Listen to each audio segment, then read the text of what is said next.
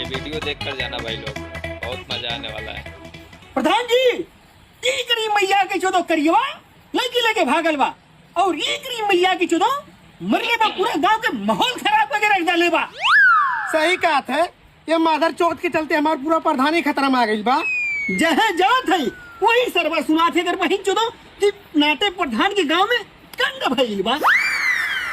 अब हमसे ही बेइज्जती ना बर्दाश्त होत बा। अब बा यही दोनों जना की पटक की पेल की मुआ दे। अरे नहीं प्रधान जी, अगर पेल की मुआ दे बात हमने प्रधान और खतरा तो सारे ते ही बताओ का करिए ननन का।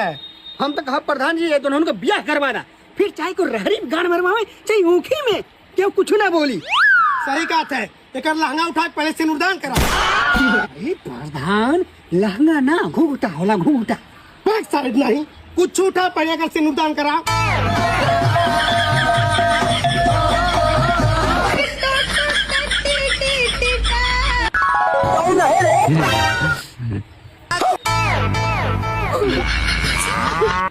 प्रधान तो प्रधान नहीं तू समझा?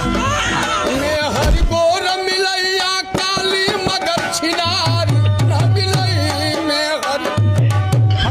By by Tata.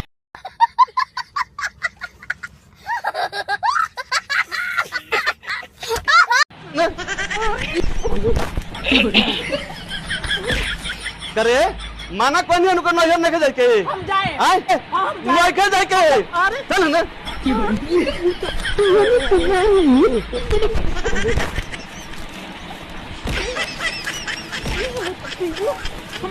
मौका जाके